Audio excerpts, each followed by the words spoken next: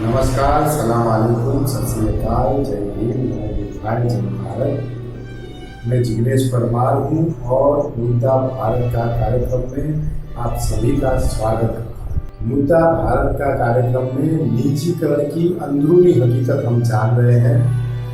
पिछले एपिसोड में हमने देखा था कि कैसे विदेशी लोगों ने भारत की धन संपत्ति को लूटा। इसी कड़ी को हम आगे बढ़ाएंगे और वीडियो की शुरुआत करेंगे। वीडियो शुरू करने से पहले मैं आप सभी को एक गुजारिश करता हूँ कि अभी तक अगर आपने ये चैनल सब्सक्राइब नहीं किया है तो प्लीज़ सब्सक्राइब कर लीजिए। पास में घंटी का बटन है, उसे दबाइए और वीडियो को पूरा देखिए। तो चलिए वीडियो शुरू करते हैं। निजीकरण की अंदरूनी हकीकत भाग 5, भारतीय धन संपत्ति की लूट के इतिहास का क्रम 2।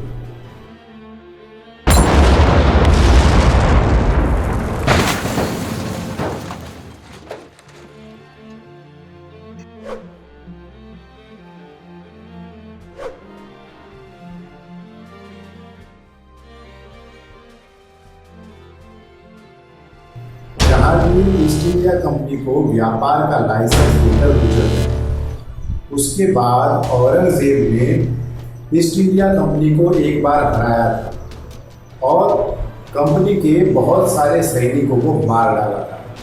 बाद में ईस्ट इंडिया कंपनी के अधिकारियों ने औरंगजेब से माफी मांगने के लिए बहुत नाक ली और यह भी कहा कि आगे से हम आपके साम्राज्य के ऊपर हमला नहीं करेंगे। लेकिन औरंगजेब ने 1688 में ईस्ट इंडिया कंपनी का व्यापार का लाइसेंस रद्द कर दिया और उनको वापस इंग्लैंड लौटने का फरमान जारी किया। ईस्ट इंडिया कंपनी ने फिर एक बार औरंगजेब के सामने दया याचना की और औरंगजेब ने शर्तों के साथ उनका लाइसेंस रिन्यू किया। सन 1805 में यशवंतराव होलकर युद्ध के लिए भारतीय राजाओं को संगठित करना चाहते थे, लेकिन सिंधिया और पंजाब के राजा को इस बात के लिए वो राजी नहीं कर पाए। यशवंतराव होलकर अंग्रेजों से लड़ने के लिए व्यास नदी के तट पर पहुंचे थे और उनकी सेना सिंधिया की सेना का वहां इंतजार कर रही थी। लेकिन दौलतराव सिंधिया ब्रिटिशरों के साथ मिल गए। होलकर अंग्रेजों के साथ अकेले लड़े और जीते। अंग्रेजों ने रणजीत सिंह के राज्य को समाप्त कर दिया और पंजाब पर अपना अधिकार कर लिया। एक खास बात आपको बताना चाहता हूँ कि अंग्रेज कभी भी भारतीय राजाओं के साथ सीधी लड़ाई में जीत नहीं पाए। उन्होंने हमेशा चालबाजी और धोखेबाजी कर अपना राज स्थापित किया। कई भारतीय राजाओं ने अंग्रेजों के साथ व्यापार और शांति समझौते किए। उसी समझौतों में उन राजाओं को अपना शासन गंवाना पड़ा। 1667 से 1857 तक 565 ऐसे समझौते हुए जिन पर भारतीय राजाओं ने दस्तखत किए। सन 1947 का ट्रांसफर ऑफ पावर एग्रीमेंट भी पीस एग्रीमेंट था। ऐसे बहुत सारे एग्रीमेंट को मिलाकर 1947 का ट्रांसफर ऑफ पावर एग्रीमेंट बना। 1947 में अंग्रेजों ने इंग्लैंड की संसद में प्रस्ताव पारित कर हमको तथाकथित आज़ादी दी। इस आज़ादी को हमें खारिज कर देना चाहिए, क्योंकि अंग्रेजों द्वारा बनाए गए सभी कानूनों को ट्रांसफर ऑफ पावर के साथ एक्सेप्ट किया हुआ है। इसलिए हम कह सकते हैं कि हमें वास्तविक आज़ादी नहीं मिली। भारत अभी भी अंग्रेजों का गुलाम है। आप राष्ट्रमंडल देशों के बारे में जानते होंगे। 71 राष्ट्रमंडल देशों में भारत भी एक सदस्य है। अंग्रेजों ने जानबूझकर 71 राष्ट्रमंडल देशों में भारत को सदस्य बनाया गया, जो ब्रिटिश सिंहासन की संपत्ति थी। ब्रिटिशरों ने जितने भी देशों को जीता था, उन सारे देशों को मिलाकर कॉमनवेल्थ कंट्रीज कहा जाता है।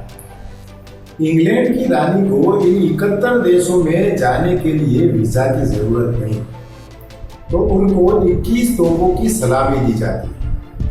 जब वो 2011 में आई थी तो इसी तरह से उनको सलामी दी गई थी। जवाहरलाल नेहरू ने 7,32,000 क्रांतिकारियों की लाश पर यह ट्रांसफर ऑफ पावर एग्रीमेंट किया। ईस्ट इंडिया कंपनी नाम की एक कंपनी भारत से चली गई, लेकिन उनके जैसी 126 और कंपनियां भारत में आई। ब्रिटानिया, ब्रूबॉन, लिप्टन जैसी 126 कंपनियां भारत में वापस आई। A.H. विनहर नाम का अंग्रेजी सेना में मेजर था। उसने बहुत सारे किसानों की हत्याएं की थी, बहुत सारे गांवों को लूटा था और बहुत सारी भारतीय महिलाओं के साथ बलात्कार किया था। कानपुर के पास बिठुर गांव में 24,000 किसानों को उसने हत्या की थी। आपको जानकर आश्चर्य होगा कि रेलवे के सारे बुक स्टॉल विनहर की कंपनी को दिए गए थे। ट्रांसफर ऑफ पावर एग्रीमेंट में यह भी कहा गया है कि यदि कोई भारतीय कानून अपना मामला अदालत में निपटाने में सक्षम ना हो तो ऐसी हालत में तो ब्रिटिश कानून का सहारा लेकर मामले को निपटाया जाएगा। ये सारी चीजें कांग्रेस की सहमति से हुई, क्योंकि ज्यादातर कांग्रेस के नेता इंग्लैंड में पड़े हुए थे और उनका मानस अंग्रेजों के फेवर में था। इसीलिए उन्होंने ट्रांसफर ऑफ पावर पर दस्तखत कर दिए। आज सरकारें और खासकर Congress GATT tariff economic policy यानी कि लिबरलाइजेशन, प्राइवेटाइजेशन, ग्लोबलाइजेशन, SAP यानी कि structural adjustment programme, world bank treaty और इंटरनेशनल करेंसी ट्रीटी और भी कई सारे समझौतों पर इन सरकारों ने दस्तखत किए। आज कई मीर जाफर केंद्र और राज्य की सरकारों में बैठे हुए, जो 5,000 से भी ज्यादा विदेशी कंपनियों को भारत में लाने में लगे हुए। हमारे देश के सभी मुख्यमंत्री विदेशी कंपनियों को अपने राज्य में लाने की होड़ में लगे हुए हैं। सभी FDI कानून को 26% से बढ़ाकर 49%, 74% और फिर 100% कर दिया। प्रणब मुखर्जी संचालित सरकार की ओर से मनमोहन सिंह और मोहन भागवत की ओर से नरेंद्र मोदी भारत को इंडिया इनकॉर्पोरेटेड बनाने में लगे हुए हैं। फॉरेन डायरेक्ट इन्वेस्टमेंट के माध्यम से उनके मालिकों को ड्यूअल सिटीजनशिप के आधार पर उनको नागरिकता दी जाएगी। अगर उनको भारत की नागरिकता मिलती है तो वो चुनाव भी लड़ सकते हैं और पैसों के दम पर वो चुनाव जीत भी सकते हैं। तो आप अंदाजा लगा सकते हैं कि अगर ये सारी चीजें होने लगी तो ये दिन दूर नहीं कि भारत की संसद और विधानसभाओं में विदेशी लोग भरे होंगे। 1609 में बौद्ध राष्ट्र जापान के राजा ने हॉलैंड की एक कंपनी को व्यापार करने का लाइसेंस दिया था। जब ये कंपनी प्रॉफिट कमाने लगी तो उसको देखकर और भी बहुत सारी कंपनियां जापान में व्यापार करने के लिए आ गई। जापान में जब विदेशी कंपनियां व्यापार करने आई तो वहां की जो स्थानीय व्यापारी थे उनका व्यापार ठप गया और वो कंगाली की ओर जाने लगे। 1858 में मेंजी नाम के एक व्यक्ति ने लोगों को गरीबी का कारण समझाकर इकट्ठा करना शुरू कर दिया और जापान में गैर जापानी सामानों की खरीदी पर रोक लगाने की बात को प्रचार करना शुरू कर दिया। धीरे धीरे जापान में विदेशियों के व्यापार में बहुत नुकसान होने लगा और वो लोग जापान को छोड़कर वापस अपने अपने देश चले गए। इस आंदोलन को ऐतिहासिक रूप से मेंजी रिस्टोरेशन आंदोलन के नाम पर जाना जाता है। भारत में भी तत्काल प्रभाव से ऐसे ही एक आंदोलन की जरूरत है।